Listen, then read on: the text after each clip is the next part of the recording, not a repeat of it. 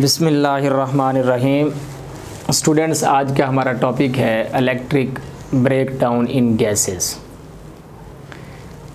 तो in previous lecture में हमने कुछ गैस से रिलेटेड और कुछ सम बेसिक हमने हाई वोल्टेज से उसको स्टडी किया था और उसके साथ हमने उसका कुछ टेस्टिंग के हवाले से भी, जो हमारे मीडियम है उसको टेस्टिंग के हवाले से भी कुछ हमने डिस्कस किया था।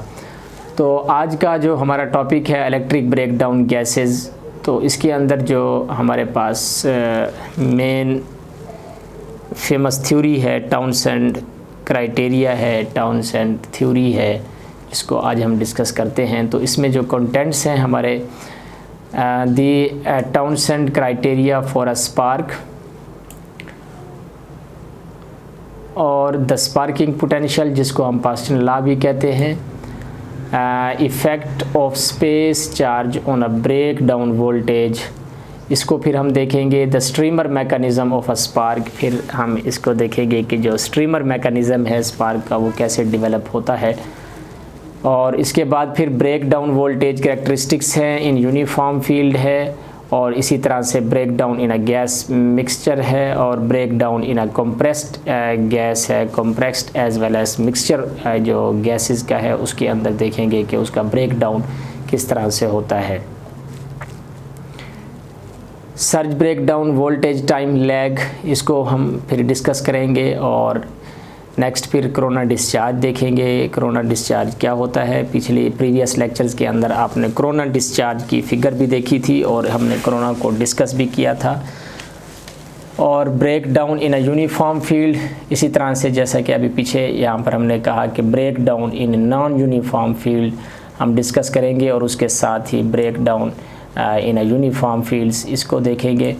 फिर break down under switching surge voltages, जब हम स्विचिंग सर्ज वोल्टेजेस प्रोवाइड करें तो उससे फिर जो ब्रेक डाउन होगा उसको फिर हम स्टडी करेंगे। तो यहाँ पर ये है कि जो टाउनसेंड क्राइटेरिया है फॉर स्पार्क के लिए, तो उस केस में अगर हमारे पास एक गैस हो और उसको हम दो इलेक्ट्रोड्स के दरमियान रखें और high potential high electrode voltage provide करें, तो गैस के अंदर जो फिनोमिना होगा आयोनाइजेशन का, तो उसके साथ वो जो आपकी जो अभी हमने पिछले लेक्चर्स में कहा था कि अवलांची क्रिएट होगी और आपका गैस का ब्रेक डाउन हो जाएगा। तो इसी तरह से ये हम कह सकते हैं कि on the average each electron leaving the cathode produces e raise to power alpha d -1 collisions in the gap. यही जो इलेक्ट्रोड है हमारे पास एक, और इसी तरह से एक जो कि कैथोड है, दूसरा पॉजिटिव है, एनोड है, कैथोड नेगेटिव है, इसके दरमियान हमने गैस फिल कर दिया है और उसके ऊपर फील्ड अप्लाई कर दी। तो उससे हम कह रहे हैं कि जो कैथोड से इलेक्ट्रॉन लीव करेगा वो प्रोड्यूस करेगा e raise to power alpha d -1 collisions in the gap, giving the number of ionizing collisions per second in the gap which is equal to n0 double dash which is equal to this. ये हमने पिछले पहले discuss किया है कि जो n0 क्या है और n0 डबल डैश क्या है, इस तरह से इनको हमने डिस्क्राइब किया हुआ है। तो यहाँ पर हम डेफिनेशन के अकॉर्डिंग देखें तो हमारे पास फार्मूला आएगा n0 dash over n0 double dash e raise to power alpha d -1, और इसको अगर हम सिंप्लीफाई करें तो हमारे पास इक्वेशन इस तरह से आ जाएगी, और जो रिज़ल्ट होगा वो हमारे पास जो टोटल नंबर ऑफ इलेक्ट्रॉन्स होंगे वो होंगे n0 ओवर 1 माइनस गामा। ये अल्फ़ा जो है ये है हमारा फर्स्ट आयोनाइजेशन कोफिशिएंट, और जो हमारे पास गैमा है यहाँ पर ये हमारे पास है सेकंड आयोनाइजेशन कोफिशिएंट। तो टाउनसेंड के अंदर एक्चुअली दो तरह के हमारे आयोनाइजिंग कोफिशिएंट हैं, फर्स्ट आयोनाइजिंग है फिर सेकंड है। फर्स्ट आयोनाइजेशन को हमने मैथमेटिकली अल्फ़ा से डिनोट किया हुआ है, और जो सेकंड आयोनाइजेशन कोफिशिएंट है उसको हमने गैमा से रिप्रेजेंट किया हुआ है। तो इसी तरह से हम लिख सकते हैं similar to the case of primary process we have, primary process से भी हम यहाँ पर देख सकते हैं। ये वही जो बुक है आपके पास लोकास की, उसी बुक से ये लिया गया है, इसको वहाँ से आप जो है देख सकते हैं। और जो स्टेडी स्टेट के अंदर हम अगर सर्किट करंट को लिखें तो हम इसी बिल्कुल इसके साथ नंबर ऑफ इलेक्ट्रॉन्स को हम रिप्लेस कर दें करंट के साथ, तो हमारी जो इक्वेशन होगी वो ये बनेगी, which is shown as I is equal to I naught e raise to power alpha d over 1 minus gamma into e raise to power alpha d minus 1. This equation describes the growth of average current in the gap before spark down occurs. तो ये जो equations है ये हमें जो है growth of average current का बता रहा है जो हमारे पास जो कि spark breakdown से पहले होगा. तो अब अगर हम कंडीशन फाइंड करें Townsend criteria for the spark breakdown, तो उसके लिए हम जो है इस तरह से कर सकते हैं कि जो अभी हमने इक्वेशन ऊपर देखी उसी इक्वेशन के अंदर ये टर्म आपने देखी थी gamma into e raise to power alpha d minus 1.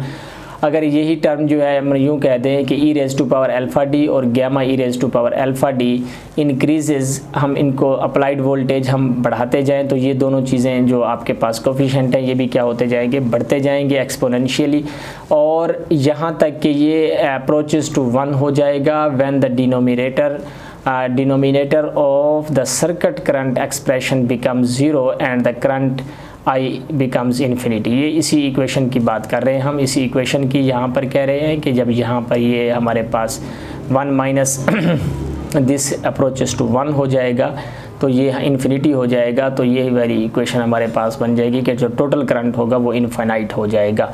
In this case the current will in practice be limited only by the resistance of the power supply and the conducting gas.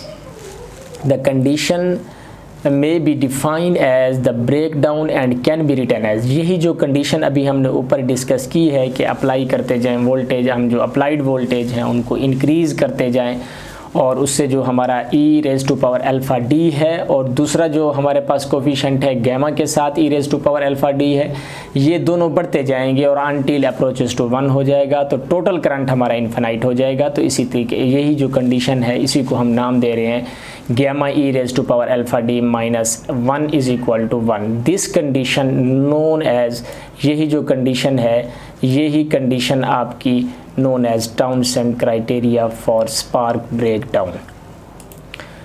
The avalanche breakdown develops over relatively long periods of time, typically over 1 microsecond, and does not generally occur with the impulse voltage.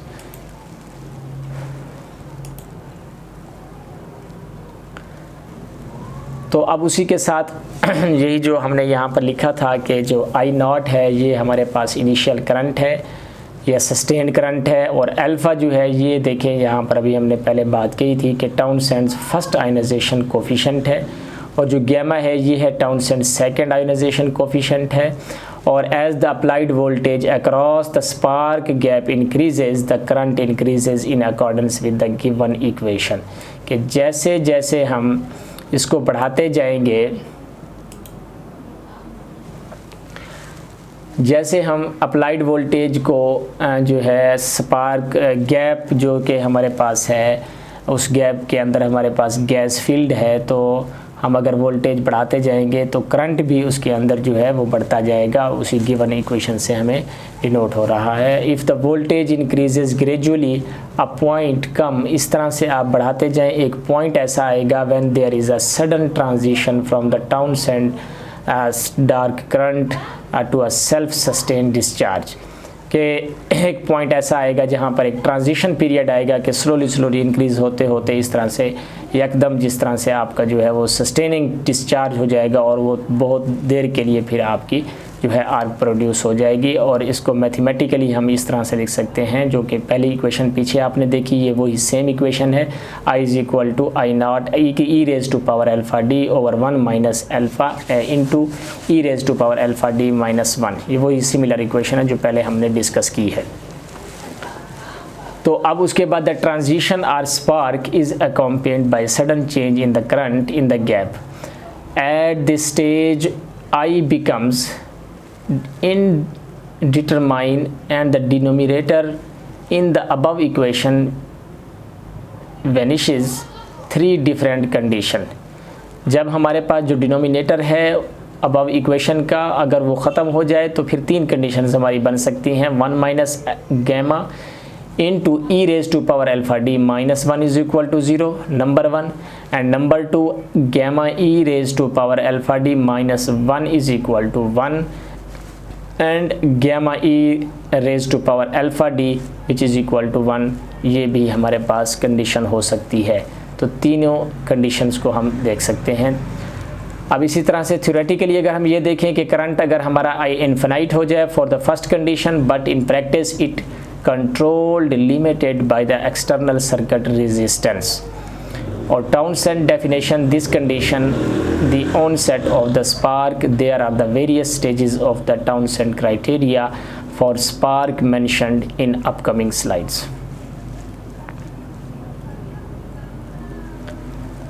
अब ये हमारे पास जो stage 1 है वो है non self maintained discharge current. तो इसके अंदर क्या है कि the discharge current I is not self maintained, that is on removal of the source producing the primary current I not cases जो कि हमने यहाँ पर फ्लो किया है, जिसके अंदर ये देखें कि जब उसके ऊपर सोर्स है मीन्स के वोल्टेज है, आपने अप्लाई किया है, स्ट्रेस अप्लाई किया है, तो वहाँ से कैथोड से इलेक्ट्रॉन अमिट करेगा, यहाँ से ये इलेक्ट्रॉन अमिट करेगा, एनोड है ये, और यहाँ पर ये नेगेटिव जो है कैथोड है। तो जो स्टेज 2 है इसके अंदर देखें, ये हमारे पास स्टेज 1 हो गई, यहाँ से एक इलेक्ट्रॉन नॉट सेल्फ मेंटेन्ड है, और यहाँ से देखें ये जो स्टेज 2 है ये है सेल्फ मेंटेन्ड डिस्चार्ज करंट, जिसके अंदर क्या है the number of ions pair produces in the gap. Ion pairs क्या है e raise to power alpha d, number of pairs, यहाँ पर देखिए कि 2 आपका जो है वो इलेक्ट्रॉन है, एक पेयर बना हुआ है, और जो पिछली स्टेज थी उसके अंदर सिर्फ ओनली 1 था। तो अब उसी को ये कंडीशन हमारी वही सेटिस्फाई हो रही है, gamma e raise to power alpha d which is equal to 1।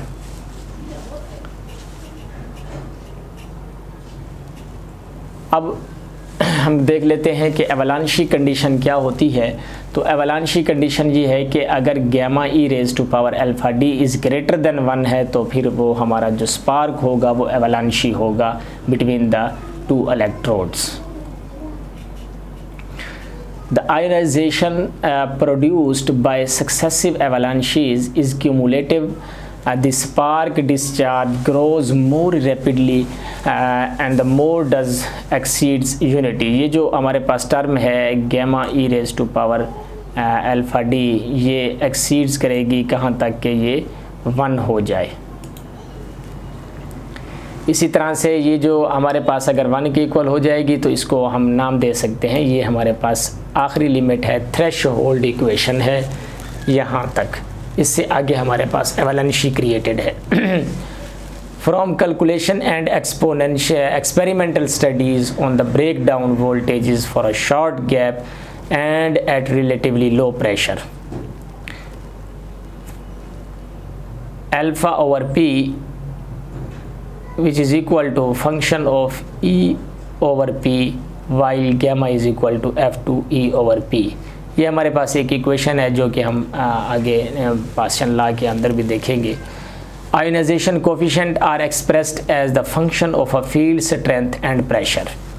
हमारे पास जो आयोनाइजेशन कोफिशिएंट है इसको हम यही इसी जो है इक्वेशन की बात हम यहाँ पे कर रहे हैं कि ionization coefficient are expressed as a function of field strength and pressure।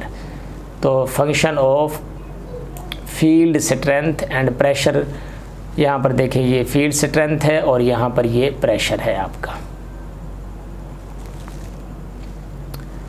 अब देखें वही बात आ गई पास्कल लॉ की। तो पास्कल लॉ के अकॉर्डिंग हम कह सकते हैं कि जो F2 फंक्शन है V over p, d potential difference है, P और प्रेशर है, और जो D है वो डिस्टेंस है between the 2 electrode, e raise to power यहाँ पर जो है वो PDF1 फंक्शन 1 है जो कि उसी टर्म के साथ है विच इज़ इक्वल टू 1। और हम यही कहते हैं कि जो हमारे पास वोल्टेजेस हैं जिसको हमने स्पार्क पोटेंशियल का नाम दिया हुआ है VS, ये फंक्शन है P और D का।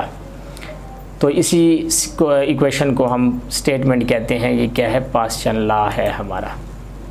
और E और D क्या है, which is equal to V for uniform field, और VS क्या है, स्पार्क पोटेंशियल है या, और जो P है वो प्रेशर है, और जो D है ये गैप लेंथ है हमारे पास, यहाँ पर ये गैप लेंथ है। वही बात होगी कि जो डिस्टेंस है between the two electrodes. Thus by the sparking potential Vs is a function of product of gas pressure and gap length alone. This is the statement of Paschen law. यही हमारे पास क्या है, पास्चन लॉ की statement है कि जो हमारा spark potential है Vs ये फंक्शन है किस चीज़ का, product of P and D। P pressure है और जो D है ये हमारा गैप लेंथ है। This relation is known as Paschen law. तो ये कंप्लीट हमारे पास इसकी डेफिनेशन हो गई, ये इसकी इक्वेशन मैथमेटिकली डेफिनेशन, और इसी तरह से उसको हमने यहाँ पर डिफ़ाइन किया और हमने इसको नाम दिया पास्चन लॉ का। अब इसकी लिमिटेशंस क्या है and discussion of Paschen law है, इसकी हम कुछ लिमिटेशन देख लेते हैं। तो यहाँ पर नंबर 1 है, it's important to know that the Paschen's only worked at higher pressure several torr. ये आप याद रख लें कि जो पास्चन लॉ है ये वर्क करता है वेरी हाई प्रेशर के ऊपर सेवरल टॉर्स, और इसी तरह से जो गैप है वो मोर देन सेवरल मिलीमीटर। तो ये वेरी इम्पोर्टेंट बात है, पास्चन लॉ कब वर्क करेगा। तो ये दो हमारे पास कंडीशंस हैं। इसी तरह से नंबर 2 है हमारे पास, for air and gaps on the order of millimetre the break down is रफली a linear function of a gap which is a gap length V is equal to 30 PD plus 1.3 kV where D is the centimeter and P is atmosphere।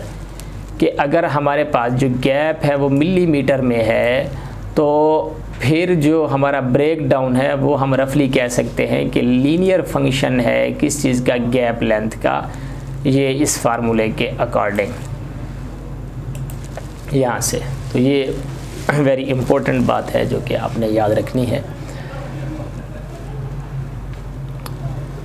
अब जो temperature dependence के हवाले से बात है कुछ इस तरह से है कि पास्चन लॉ जो कि V is equal to function है P और D का, should really be stated as V is equal to F into ND where N is the density of a gas molecule which is of course affected by the temperature as well as the pressure of a gas। क्योंकि यहाँ पर जो है हमने लिखा ND, तो आपको पता है कि जो डेंसिटी है वो अफेक्टेड है क्या, टेम्परेचर से और उसके साथ साथ प्रेशर ऑफ द गैस से। तो ये इन दोनों पे डिपेंड करेगी।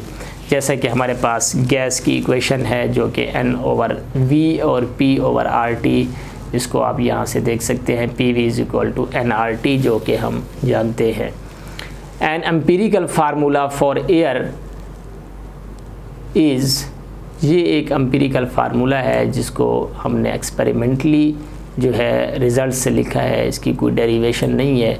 तो ये इसके अकॉर्डिंग अगर हम देखें तो P जो है यहाँ पर डिफ़ाइन किया गया है प्रेशर है जो कि टॉर में है, और D से यहाँ पर जो है डिस्टेंस है इन सेंटीमीटर है, और ये जो T है यहाँ पर इससे जो है वो है टेम्परेचर इन केल्विन्स, और जो V है ये है ब्रेक डाउन वोल्टेज, यहाँ पर ये in kilovolt break down voltage है। तो ये एक इक्वेशन है जो कि एम्पिरिकल इक्वेशन है जिसके साथ आप जो है वो देख सकते हैं इसका रिलेशन।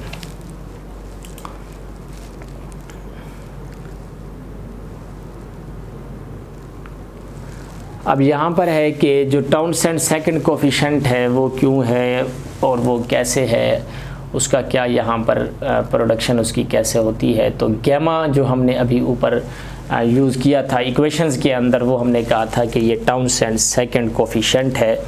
तो इसी को देखते हैं कि gamma is the net number of secondary electron produces per incident positive photon excited or metastable practice.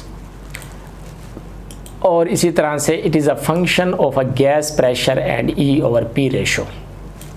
तो ये जो गैमा है ये E/P रेशो और गैस प्रेशर का फंक्शन है। इलेक्ट्रोनेगेटिव गैसेस जैसा कि SF6 है, फ्रियॉन है, ऑक्सीजन है, कार्बन डाइऑक्साइड है, reattach the electrons very quickly so they have low gammas. ये जो गैसेस हैं SF6 और फ्रियॉन, ऑक्सीजन वगैरह, तो ये इनकी ये प्रॉपर्टी है कि ये रीअटैचमेंट ऑफ द इलेक्ट्रॉन्स इसके अंदर बहुत जल्दी होता है, तो इसलिए इनका जो गामा है वो वेरी लो होता है। For nitrogen gamma ranges between 10⁻³ to 10⁻², ये दो इसकी रेंजेस हैं फॉर E/P रेशो ऑफ, और जो यहाँ पर इसका जो है टार और प्रेशर है वो है 100 to 7, जो वोल्टेज हैं वो 100 से 700 वोल्ट पर सेंटीमीटर और यहाँ पर टॉर है। तो इंसुलेटिंग गैसेस लाइक SF6 और freon have gammas of 10⁻⁴ or even less। जो SF6 गैसेस हैं, इंसुलेटिंग गैसेस हैं, इनका जो गैमा है वो 10⁻⁴ से भी लेस होता है। मींस कि ये जो गैसेस हैं इनका रीअटैचमेंट की वजह से इनके गैमा की वैल्यू बहुत कम होती है। तो ये बड़ी इम्पोर्टेंट बात है, आपने याद रखनी है। अब जो करैक्टरिस्टिक्स कर्व्स हैं उनको हम देखते हैं कि the break down voltages for uniform field gaps in a gases at different pressure may therefore be plotted in the form of curves relating the sparking voltage with the product gap length and gas pressure। वही बात आ गई कि ये भी वही होगा, दोनों चीज़ों पे डिपेंड कर रहा है, जो कि एक है आपकी गैप लेंथ है और दूसरा आपका क्या है, गैस प्रेशर है। तो comparison between the experimentally determine and the calculated breakdown values for a nickel cathode in various gases insulator at reduce pressure is made in figure, कि यहाँ पर एक एक्सपेरिमेंटली और दूसरा कैलकुलेटेड ब्रेकडाउन वैल्यूज़ लिया है निकल कैथोड के लिए, वेरियस गैसेस इंसुलेटर के लिए। तो यहाँ पर उनका कुछ ग्राफ दिखाया गया है, जो कि यहाँ से आप इजीली जो है देख सकते हैं कि यहाँ पर हमने P और D लिया एक्स एक्सिस पर, और यहाँ पर जो है वो हमने वोल्टेज लिए, और इसकी जो पास्चन कर्व्स हैं वो हमारे पास यहाँ पर देखें कि ये कार्बन डाइऑक्साइड के लिए है, ये वाली रेड कलर में, और इसी तरह से जो ब्लू कलर है, डार्क ब्लू कलर है, ये हाइड्रोजन के लिए है, H2O के लिए है, और इसी तरह से this colour for air and this colour for hydrogen. तो ये हमारे पास कुछ पास्चन कर्व्स हैं जैसा कि यहाँ पर रिप्रेजेंटेड है, जो कि P और D प्रेशर और डिस्टेंसेस और वोल्टेज के दरमियान हमने यहाँ पर कर्व की हैं डिफरेंट गैसेस के लिए। तो Paschen studied that the break down voltage of various gases between parallel metal plates as the gas pressure and gap distance were varied, कि जैसे जैसे वो गैस प्रेशर और गैस डिस्टेंस वेरी करेगा वैसे वैसे आपका जो ब्रेक डाउन वोल्टेज है वो भी वेरी करेगा। The voltage necessary to arc across the gap decreased as the pressure was reduced and then increased gradually exceeding its original value। and also he also found that, ये Paschen को कहा जा रहा है कि he also found that at normal pressure the voltage needed to cause an arc reduce as the gap size was reduced but only to a point, कि एक point तक, एक हद, एक ख़ास पॉइंट तक क्या है कि जो नॉर्मल प्रेशर के ऊपर वोल्टेज जो आपको चाहिए आर्क के लिए, तो वो रिड्यूस जो है वो होता जाएगा जैसे जैसे हम गैप साइज़ जो है वो क्या करेंगे, रिड्यूस होता जाएगा। As the gap was reduce further, जैसा कि अगर हम गैप को फर्दर रिड्यूस कर दें, the voltage required to cause an arc began to rise and again exceeded its original value, तो दोबारा उसकी जो वैल्यू है ओरिजिनल वैल्यू वो एक्सीड करेगी। और इसी तरह से at high pressure and gap length, अगर हमारे पास हाई प्रेशर हो और gap length high pressure and gap length, the break down voltage is approximately proportional to the product of pressure and gap length, and the term Paschen law is sometimes used to refer the simpler reaction। यहाँ पर यही कहा जा रहा है कि जो आपका हाई प्रेशर है उसके ऊपर जो प्रेशर लेंथ है, ब्रेक डाउन वोल्टेज है, हेड हाई प्रेशर और गैप लेंथ के ऊपर जो आपका ब्रेक डाउन वोल्टेज है वो अप्रॉक्सीमेटली प्रोपोर्शनल है किस चीज़ के, product of pressure and gap length के। However, this is the only roughly true over a limited range of the curve। ये roughly true, ये limited है range of the curve के लिए, throughout uniform नहीं है। The existence of minimum value in a spark, the existence of minimum value in a spark potential may be explained qualitatively by considering the efficiency of ionization of electrons traversing the gap at different electrons energies। तो इसके वो हमने कुछ case बनाए कि अगर हमारे पास case 1 है जो कि PD is greater than the product of PD minimum से, तो वो केस 1 हमने यहाँ पर कहा, तो उस केस 1 को फिर हम यहाँ से डिस्कस करेंगे। सिमिलर हमारे पास कुछ केसेस हैं, इनको हम नेक्स्ट लेक्चर में स्टार्ट करेंगे। तो यहाँ तक हम इसको करते हैं।